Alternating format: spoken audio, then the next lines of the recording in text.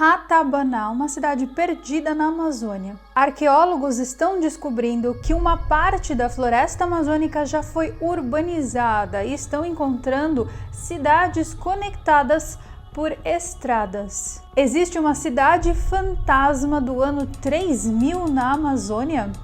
Que história é essa?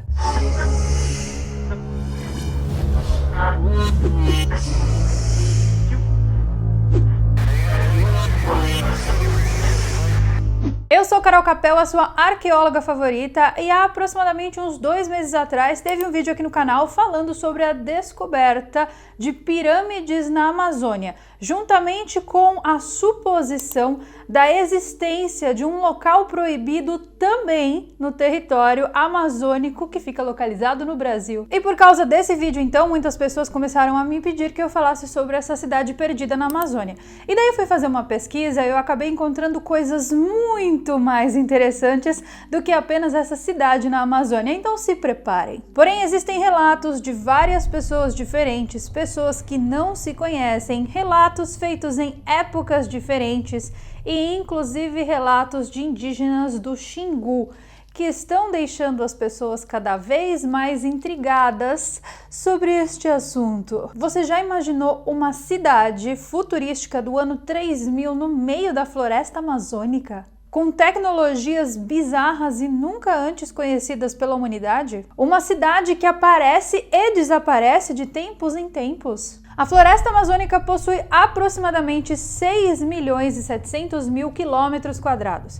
Em uma área tão grande como essa, muitos locais inexplorados e, obviamente, muitas lendas. Então, muito do que existe ali dentro da floresta ainda é desconhecido da humanidade. Mas à medida que o desmatamento vai avançando, coisas muito interessantes vão se revelando. Em uma região remota dentro da floresta amazônica, um fato muito misterioso intriga pilotos de aviação comercial e de aviação privada. Alguns relatos dos profissionais trazem à tona a história do chamado Triângulo da Amazônia, que seria uma espécie de Triângulo das Bermudas, porém acontecendo na floresta amazônica, com fenômenos muito similares, desaparecimentos e avistamentos de coisas estranhas. A região é formada pelas 3 cidades de Santarém, Manaus e Porto Velho, que juntas formam um triângulo.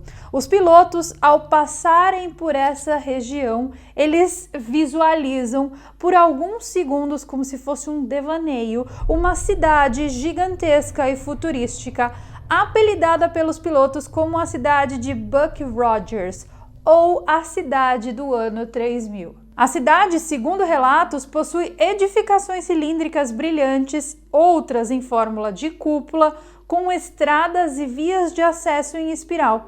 Segundo testemunhas, o aspecto da cidade está muito além da imaginação, superando as expectativas de qualquer filme de ficção científica. Uma cidade repleta de torres de vidros e edifícios em forma de domos translúcidos. Ou seja, todo mundo que visualiza essa cidade tem certeza absoluta que essa cidade não condiz com a tecnologia que nós temos hoje, mas sim é uma cidade futurística. Um dos pilotos que avistou essa cidade misteriosa aceitou o desafio de pousar nessa cidade misteriosa da Amazônia. Então, ele avistou uma pista longitudinal e iniciou o procedimento de pouso para aterrissar.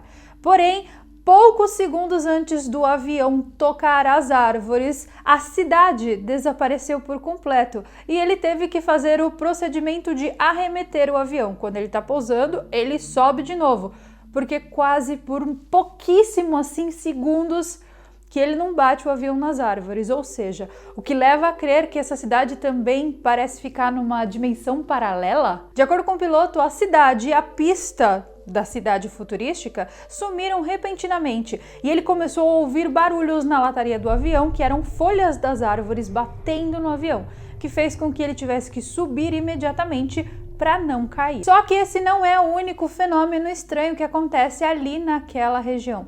Existem outros relatos do avistamento de objetos voadores não identificados acompanhando os voos. Inclusive, alguns desses casos já foram fotografados pelos próprios pilotos. Toda essa região do suposto Triângulo da Amazônia é muito famosa por esses avistamentos de OVNIs. Um avião da falecida empresa Varig registrou em uma foto a presença de um dos objetos acompanhando a aeronave que fazia o trajeto Belém-Manaus em 1976. Toda a tripulação, bem como todos os passageiros, testemunharam evoluções do objeto, acompanhando por algum tempo a trajetória da aeronave. Órgãos de inteligência e informações dos Estados Unidos frequentemente acompanham esse tipo de fenômeno em específico que acontece na Amazônia, e eles intitularam esse fenômeno de FADAS, F-A-D-A-S. Baseado nessas histórias que eu contei para vocês então, e todas as histórias contadas pelos indígenas do Xingu, alguns questionamentos foram levantados sobre essa região específica da Amazônia. O que seria afinal essa cidade misteriosa que aparece e desaparece em determinada época apenas para algumas pessoas e que fica visível por apenas alguns segundos? Seria uma espécie de miragem, alguma coisa que reflete, alguma cidade que realmente existe ali? Uma distorção do espaço-tempo, talvez mostrando alguma coisa que existirá ali no futuro.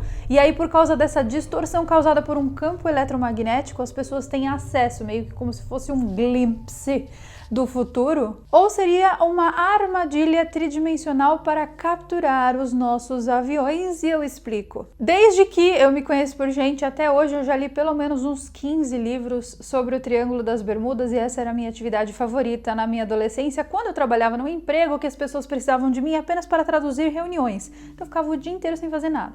E eu lia livros do Triângulo das Bermudas porque é um assunto que sempre me interessou e me intrigou. No caso do Triângulo das Bermudas, por exemplo, diversas embarcações e aeronaves desapareceram por completo e nunca mais foram vistas.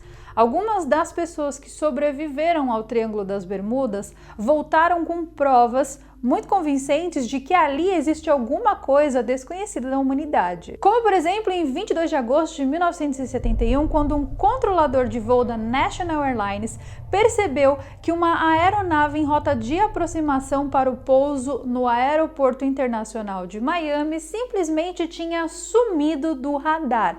O controlador lá na casinha dele viu o avião, recebeu o aviso de pouso, de repente o avião some e não tem mais. E por 10 longos minutos, esse avião ficou desaparecido tanto ao olho do controlador e de todos que estavam dentro da torre de controle, quanto no radar. Só que a gente está falando de um Boeing 727, ou seja, não é um avião pequenininho que se perde no meio das nuvens, é um monstro. E ele tinha aproximadamente 189 passageiros dentro na hora que ele desapareceu ali, na frente dos olhos de todo mundo. Subitamente, então, depois desses 10 minutos, o jato foi, mais uma vez, captado pelos radares e as pessoas avistaram ele pousando ali em Miami. Segundo o piloto da aeronave, que respondeu no rádio, eles pousariam sem problema nenhum e em tempo.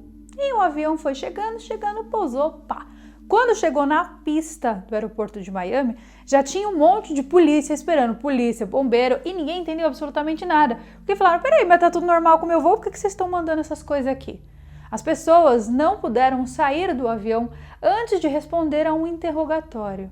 O avião foi orientado a taxiar em uma parte isolada do aeroporto, porque as pessoas precisavam dar explicações para o que tinha acontecido. E os agentes da FAA, Federal Aviation Administration, foram chamados para conduzir uma investigação que durou 6 horas, até que eles ouvissem todos os passageiros e a tripulação. Segundo eles todos, não houve nada de anormal. A única coisa diferente que tinha acontecido é que durante o pouso eles tinham passado por uma nuvem anormal, uma tempestade elétrica, e que para eles já era uma coisa assim normal. Afinal de contas, nuvens e tempestades são coisas que os pilotos veem todos os dias, certo? Porém, uma coisa chamou muito a atenção de todas as pessoas que estavam dentro do avião, dos agentes de investigação e de todo mundo que estava ali envolvido naquele evento, naquele dia. Todo mundo que tinha um relógio de pulso, todo mundo lá com seus reloginhos, afinal de contas, né, gente, década de 70, ninguém tinha relógio digital, nem menos Apple Watch, que todos os relógios de todo mundo que estava naquele avião, 189 passageiros mais 7 membros da tripulação, Esses relógios estavam todos atrasados em exatos 10 minutos, o tempo exato que o avião ficou desaparecido no radar. Uma análise técnica da aeronave revelou algo ainda mais bizarro. O relógio da aeronave e todos os outros sistemas da aeronave também estavam atrasados em 10 minutos.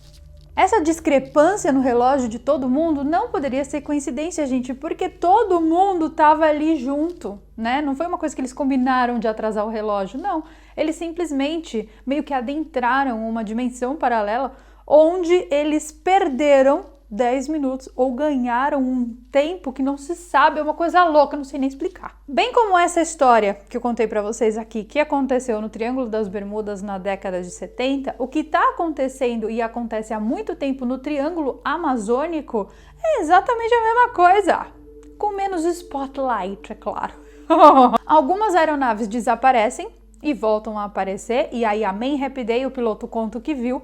Outras somem e nunca mais aparecem. O caso do Triângulo das Bermudas é bem conhecido. A gente conhece a história, tem um monte de relato e tem até, se você entrar no site da CIA, você consegue ver os relatos lá feitos por meios oficiais, então é uma coisa real. Agora, no caso da Amazônia, é uma coisa muito mais fantasiosa que a gente não sabe realmente se é real ou se é uma invenção, uma fantasia da cabeça das pessoas. Mas nós não podemos descartar a possibilidade de que realmente exista uma anomalia acontecendo ali e que essa anomalia interfira de fato no espaço-tempo de quem está sobrevoando a região. Eu fiz uma pesquisa rápida na internet, eu encontrei diversos relatos de diversas pessoas que não se conhecem e principalmente relatos do passado, em uma época onde a internet não existia e as pessoas não poderiam inventar esses relatos baseado naquilo que elas ouviram de outras pessoas. E as histórias de pessoas completamente diferentes, de vários lugares do mundo e até pessoas que nunca se encontraram na vida, são iguais, os relatos são idênticos. É como se as pessoas tivessem o mesmo tipo de experiência, porém uma experiência sem explicação. Coincidentemente, todos esses relatos que eu pesquisei, eles acontecem no exato local onde ficariam supostamente localizadas as tais pirâmides da Amazônia. E se você ainda não assistiu ao meu vídeo das pirâmides da Amazônia, por favor, ficará no card para o seu deleite. A maioria dos relatos contam uma história de que os pilotos atravessam uma nuvem muito densa e ao sair dessa nuvem de tempestade, eles começam a avistar coisas estranhas acima da Amazônia. Como se eles estivessem entrando em contato com uma dimensão paralela onde uma cidade do futuro existisse exatamente ali. Porém, esses pilotos, eles conseguem ver, ter essa alucinação, se assim podemos chamar, esse local por apenas alguns segundos, porque o negócio desaparece da mesma maneira que apareceu. Esses relatos podem ser fruto de uma alucinação coletiva? Pode e ao mesmo tempo não pode. Ali naquela região pode ter algum tipo de planta, algum tipo de fungo ou até algum tipo de bactéria suspensa no ar produzido por alguma coisa que a própria floresta produza, que quando os aviões passam por ali, as pessoas sofrem algum tipo de alucinação. Isso não pode ser descartado.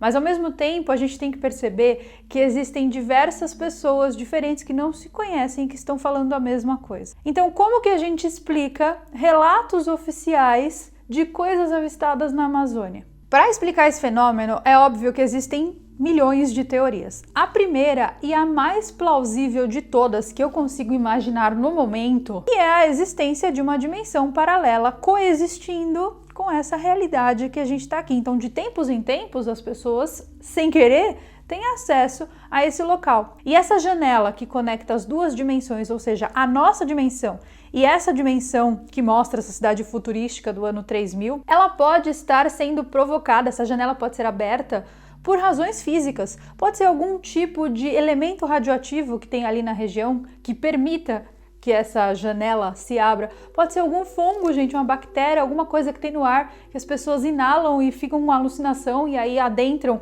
uma dimensão paralela. Porque o consumo de fungo, por exemplo, aquele fungo psicodélico como a Amanita muscaria, ele faz com que as pessoas acessem uma dimensão paralela que existe dentro da cabeça delas. Então isso não é 100% descartado. E essa realidade que as pessoas acessam ao passar por essa janela na Amazônia é uma realidade aonde a tecnologia se desenvolveu muito mais do que nessa realidade que a gente existe, porque de acordo com os relatos, o negócio lá é a cidade do futuro do metaverso. Mas como isso seria possível de ser imaginado? Bom, pra gente imaginar essa história um pouquinho melhor, a gente vai pro cinema e pega de exemplo aquele filme Pantera Negra da Marvel. No filme Pantera Negra, eles utilizavam uma espécie de holografia para esconder a cidade de Wakanda das pessoas normais. E o motivo pelo qual eles faziam isso é porque eles detinham tecnologias que não queriam que essas tecnologias caíssem em mãos erradas. Então, da mesma forma que os filmes de ficção aos poucos vão nos revelando coisas que estão acontecendo,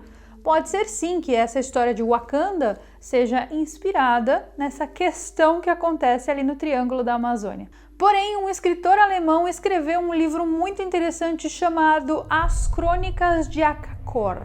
E esse livro inspirou o filme Indiana Jones e o Reino da Caveira de Cristal. Se você quer saber sobre os crânios de cristal encontrados na América, eu vou deixar para vocês um vídeo aqui no card, porque eu já falei sobre esse assunto também. Esse jornalista que escreveu o livro se chamava Carl Burger e ele esteve na floresta amazônica em 1976 e conheceu um índio chamado Tatum Kanara. Esse índio relatou diversas histórias sobre uma civilização milenar escondida no interior da mata, entre o Brasil, a Bolívia e o Peru. Esse povo teria construído imensos prédios de pedra onde teriam escondido grandes riquezas. Essa história o inspirou a escrever o livro e fez com que muitos exploradores fossem atraídos para a região da floresta amazônica para tentar encontrar esse tesouro perdido. Porém, a grande maioria desses exploradores só foram e nunca voltaram para contar a história. Agora eu, Caroline, depois de tudo isso que eu falei, depois de toda essa pesquisa que eu fiz, eu sinceramente não tenho embasamento teórico para afirmar que existe de fato uma cidade perdida no meio da Amazônia futurística do ano 3000. Eu não tenho condições de atestar que essa história é real ou que não é real. Por quê? Porque eu não estive lá para poder falar, não, gente, eu vi, é real, tá aqui as provas. Eu não tenho provas, eu só tenho os relatos das pessoas para apresentar para vocês. Mas o que eu queria de fato era lhes contar a história e como vocês pediram muito um vídeo sobre esse assunto, cá está. É óbvio que eu quero saber a opinião de vocês. Eu quero saber se você acha que os governos estão escondendo a existência de alguma coisa na Amazônia e por isso tem tanto chabu naquela região, ou se você acha que essa história é só um surto coletivo da internet. Agora pensa comigo, se uma civilização dessa fosse encontrada no meio da Amazônia e ela pudesse nos fornecer toda essa tecnologia que tem, vocês acham que os governos não estariam interessados? Há muito tempo atrás, desde que os relatos começaram a investigar de fato se existe esse bagulho ou não? Para finalizar, eu tenho um vídeo que eu recebi de uma seguidora e ela me mandou esse vídeo e mostra nesse vídeo a entrada desses túneis secretos e o acesso a uma cidade perdida na Amazônia. Porém, eu não sei se esse vídeo é fidedigno, eu não sei se esse vídeo é real. Então é por esse motivo que eu não vou postar esse vídeo aqui dentro desse vídeo, porque eu não quero ficar fazendo alarde com um vídeo que eu nem sei se é real. Em todo caso, se vocês quiserem, eu posto lá no meu Instagram, no IGTV ou no Reels, enfim. Me peçam por lá, o link tá aparecendo aí. E se liga, porque até o fim desse ano, que ainda faltam umas 2 semaninhas, a gente vai ter um monte de vídeo bombástico aqui no canal, então fiquem ligados, tá? Esse foi mais um vídeo pra vocês, espero de verdade que você tenha gostado, um super beijo e vejo vocês nos nossos próximos vídeos. Goodbye!